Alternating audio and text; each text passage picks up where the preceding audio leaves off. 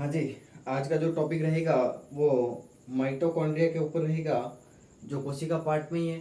Mitochondria जिसे आप ऊर्जा का शक्तिग्रह करते हो या कोशिका का शक्तिग्रह करते हो, ठीक है, वो पढ़ना है। तो माइटोकॉन्ड्रिया क्या होता है इसके बारे में हम पढ़ेंगे आज। इसको डिटेल में पढ़ेंगे, शुरुआत से पढ़ेंगे।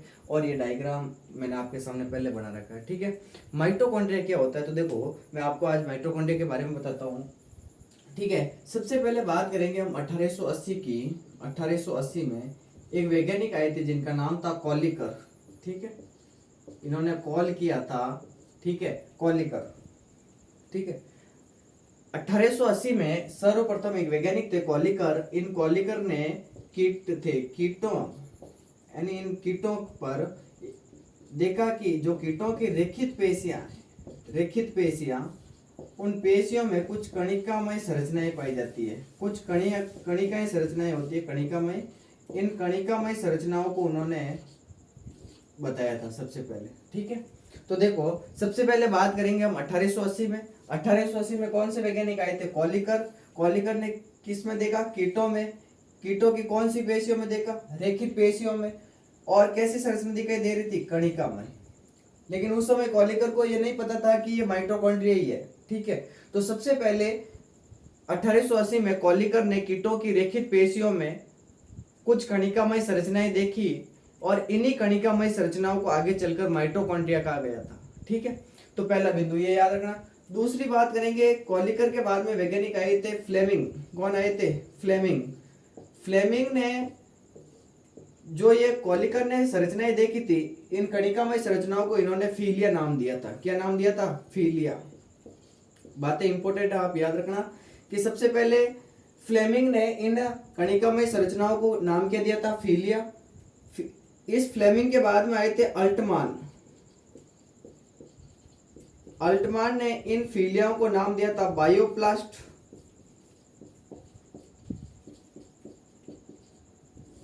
और अल्टमान के बाद में आए थे सी बेंडा, वैज्ञानिक है, हेडा नहीं है, सी बेंडा। इन्होंने नाम दिया था माइटोकॉन्ड्रिया। क्या नाम दिया था? माइटोकॉन्ड्रिया। तो ये बातें आपको याद रखनी है। तो सबसे पहले उपस्थिति का पता किसने लगाया? कॉलिकर ने। कब लगाया? 1880 में। किस में लगाया? कीटों में। कौन सी पेशियों में? रेखित पेशियों में। कैसी संरचना देखी? कणिकामय संरचना। कुछ कणिकाएं देखी, ठीक है। इन्हीं कणिकामय संरचनाओं को फ्लेमिंग ने नाम क्या दिया था? फीलिया नाम दिया था। इन फीलियाओं को अल्टमान ने क्या नाम दिया था? बायोप्लास्ट नाम दिया था। और इन बायोप्लास्ट को सी बेंडा ने सबसे पहले नाम क्या दिया था? माइटोकॉन्ड्रिया। तो आपको अगर एग्जाम में पूछे कि माइटोकॉन्ड्रिया नाम देने वाले वैज्ञानिक कौन थे, तो सी बेंडा।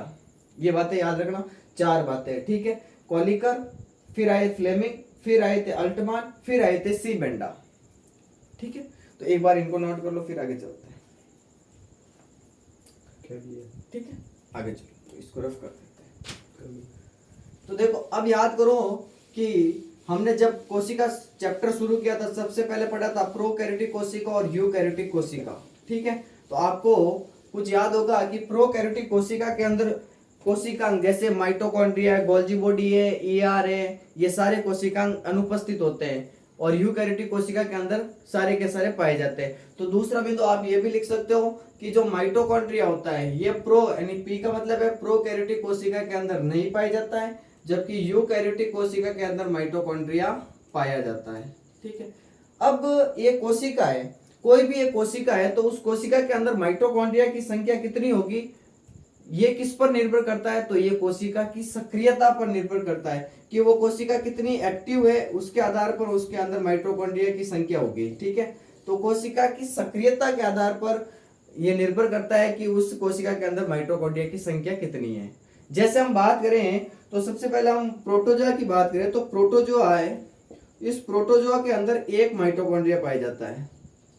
प्रोटोजोआ के अंदर कितने माइटोकॉन्ड्रिया होते हैं? एक होता है। जबकि यकृत कोशिका जो हमारी लिवर सेल है, उन यकृत कोशिकाओं में इनकी संख्या 1000 से लगभग 1600 तक हो सकती है।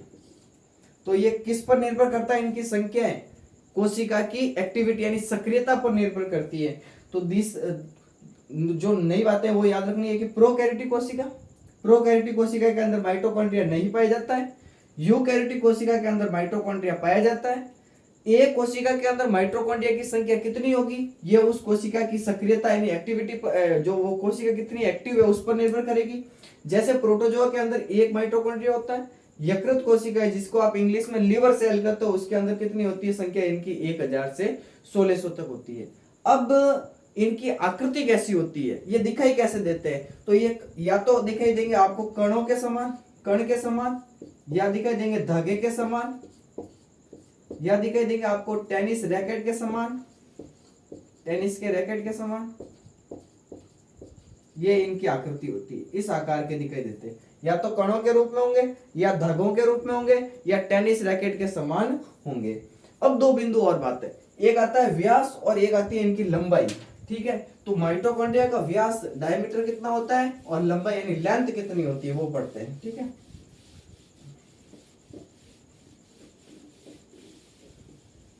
तो देखो सबसे पहले माइटोकॉन्ड्रिया का जो व्यास है डायमीटर है वो कितना होता है, तो वो होता है लगभग 0.5 माइक्रोमीटर से 1 माइक्रोमीटर तक। और इनकी जो लंबाई होती है वो लंबाई कितनी होती है, 2 माइक्रोमीटर से 7 माइक्रोमीटर तक। ऊपर ऊपर का बता रहा हूं अभी तक। ठीक है, माइटोकॉन्ड्रिया, माइटोकॉन्ड्रिया की जो व्यास है डायमीटर है वो कितना होता है, 0.5 माइक्रोमीटर से 1 माइक्रोमीटर तक होता है। जबकि माइटोकॉन्ड्रिया की जो लंबाई यानी लेंथ होती है वो कितनी होती है, 2 माइक्रोमीटर से लगाकर 7 माइक्रोमीटर तक होती है। आगे चले तो देखो, अब इस डायग्राम को आप अच्छी तरह से देखो। माइटोकॉन्ड्रिया एक दोहरी कलाबद्ध कोशिकांग है, मतलब एक शब्द लिख रहा हूं मैं आपके सामने, दोहरी कलाबद्ध कोशिकांग, डबल मेम्ब्रेन वाला दोहरी कलाबद्ध कोशिकांग। मतलब इस माइटोकॉन्ड्रिया के बाहर दो कलाएं या दो मेम्ब्रेन्स पाई जाती हैं। जो सबसे बाहर होती है उसको कहते हैं आउटर मेम्ब्रेन। देखो डायग्राम में देखो आप, आउटर मेम्ब्रेन यानी बाह्य कला, इनर मेम्ब्रेन मतलब आंतरिक कला। दो झिल्लियां दिखाई दे रही है, जैसे ये पूरा माइटोकॉन्ड्रिया है, ये सबसे बाहर वाली झिल्ली दिखाई दे रही है आपको, ये सबसे अंदर वाली है। तो जो बाहर वाली है उसको कहते हैं बाह्य कला, आउटर मेम्ब्रेन, और जो अंदर है उसको कहते हैं इनर मेम्ब्रेन या आंतरिक कला। इन दोनों झिल्लियों के बीच में देखो आप, मैंने लाल पेन से कुछ ऐसे पदार्थ भरा है, एक बीच में स्पेस पाया जाता है इसके अंदर। बाहरी कला और आंतरिक कला के बीच में मैंने एक लिक्विड की तरह देखो ऐसे कुछ भरा है। ये एक बीच में, इनके बीच में एक गैप पाया जाता है, इस गैप को कहते हैं अवकाशिका। क्या कहते हैं, अवकाशिका। याद रखना, माइटोकॉन्ड्रिया दोहरी कलाबद्ध कोशिकांग है जिसमें दो कलाएं पाई जाती है। बाहरी कला को आउटर मेम्ब्रेन कहते हैं, आंतरिक कला को इनर मेम्ब्रेन कहते हैं। दोनों कलाओं के बीच में एक रिक्त स्थान होता है जिसको अवकाशिका कहते हैं। अब क्या होता है कि जो इसकी बाहरी कला होती है यानी आउटर मेम्ब्रेन है, देखो बाहर वाली जो झिल्ली है ये सतत होती है, मतलब चारों ओर से देखो बराबर है, कहीं से भी अंदर बाहर नहीं हो रखी है। जबकि जो इसकी आंतरिक कला है ये अंदर की ओर धस के देखो ऐसी कुछ संरचनाएं बना देती है। ये अंदर की ओर धस गई और ऐसी अंगुली नुमा यानी फिंगर लाइक स्ट्रक्चर बना रही है अंदर की ओर। देखो आप, ऐसे अंगुलियां निकल रही है, अंगुलियों की तरह दिखाई दे रही है। इन संरचनाओं को कहते हैं क्रिस्टी। क्या कहते हैं, क्रिस्टी। तो ये क्रिस्टी किससे बनती है, आंतरिक कला से, इनर मेम्ब्रेन से बनती है। और इन क्रिस्टी के ऊपर देखो मैंने कुछ ऐसे कण बनाए थे, इन कणों को कहते हैं F1 कण। पहले मैं बेसिक बता रहा हूं, इनको क्या कहते हैं, F1 कण कहते हैं। और इस माइटोकॉन्ड्रिया के बीच में एक प्रोटीन युक्त पदार्थ भरा रहता है, इसको मैट्रिक्स या हिंदी में आधात्री कहते हैं, मैट्रिक्स या आधात्री कहते हैं। अब देखो सुनो, सबसे बाहर वाली झिल्ली को क्या कहते हैं, आउटर मेम्ब्रेन, जो सतत होती है, चारों ओर से समान रूप में है। इनर मेम्ब्रेन जो असतत होती है, अंदर की ओर धस जाती है और अंगुलीनुमा संरचनाएं बनाती है। इन अंगुलीनुमा संरचनाओं को कहते हैं क्रिस्टी।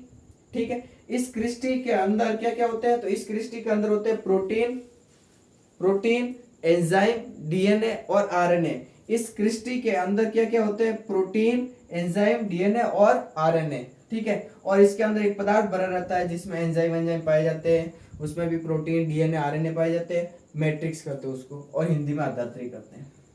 इस क्रिस्टी के ऊपर कुछ कण पाए जाते हैं जिन कणों को कहते हैं F1 कण। ठीक है, ये माइटोकॉन्ड्रिया की संरचना हो गई।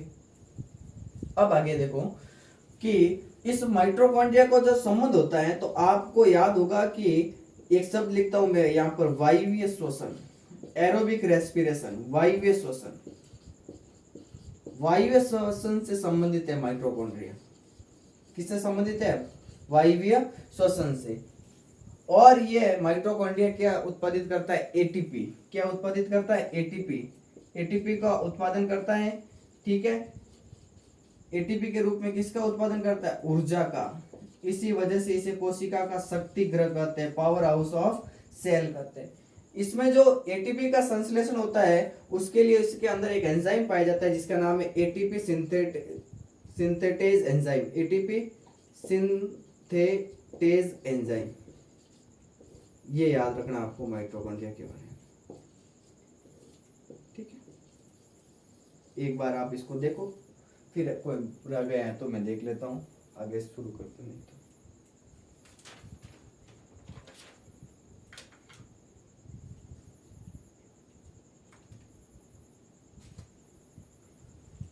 ठीक है।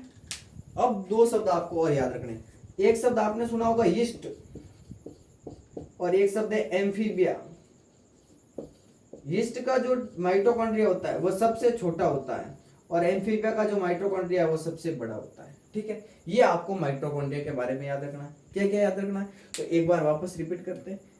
देखो, माइटोकॉन्ड्रिया के बारे में हमने पढ़ा कि सबसे पहले 1880 में एक वैज्ञानिक आए थे जिनका नाम था कॉलिकर।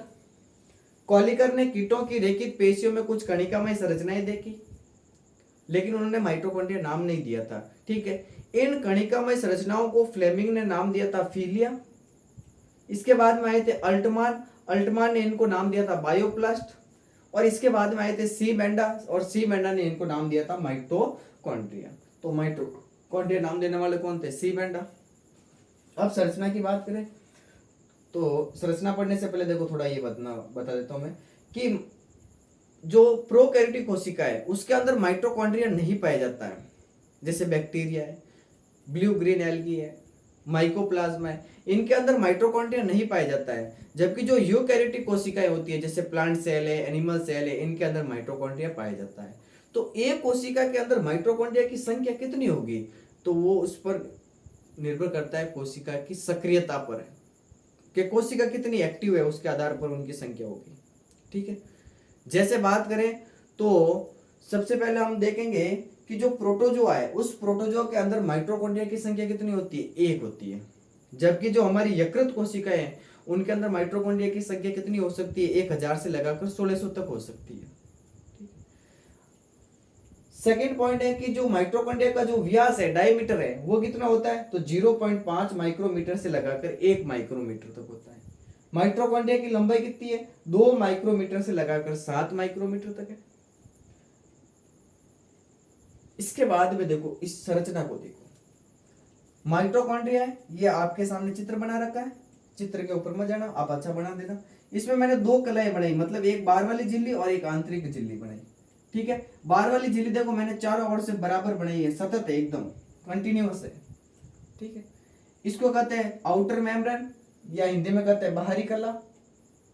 जबकि जो अंदर वाली झिल्ली है ये मैंने अंदर की ओर कहीं कहीं पर देखो ऐसे फिंगर लाइक है, इसको फिंगर लाइक कर लिया, अंदर की ओर धस जाती है और अंगुलीनुमा प्रवध निकलते हैं। इन प्रवधों को कहते हैं क्रिस्टी। क्या कहते हैं? क्रिस्टी। ये आंतरिक झिल्ली से निकलते हैं। इन क्रिस्टी के ऊपर कुछ ऐसे कणों के समान संरचनाएं पाई जाती है जिनको F1 कण कहते हैं। इन्हीं के अंदर ऊर्जा का उत्पादन होता है, और ऊर्जा का उत्पादन करने के लिए इसके अंदर एटीपी सिंथेटेज नामक एंजाइम पाया जाता है जो ऊर्जा का उत्पादन करता है। अतः माइटोकॉन्ड्रिया का संबंध किससे? वायवीय श्वसन से, एरोबिक रेस्पिरेशन से। इसी वजह से इस माइटोकॉन्ड्रिया को कोशिका का शक्ति गृह कहते हैं, पावर हाउस ऑफ सेल। फिर इस माइटोकॉन्ड्रिया के जो दोनों झिल्लियां हैं, इन झिल्लियों के बीच में एक अवकाश पाया जाता है, एक स्पेस पाया जाता है जिसको अवकाशिका कहते हैं। इसके अंदर जो एक पदार्थ भरा रहता है जिसमें प्रोटीन, आरएनए, एंजाइम, डीएनए पाए जाते हैं, उनको मैट्रिक्स कहते हैं, हिंदी में उनको आधात्री कहते हैं। लास्ट में आपको याद रखना है कि जो यीस्ट है, यीस्ट के अंदर माइटोकॉन्ड्रिया होता है सबसे छोटा।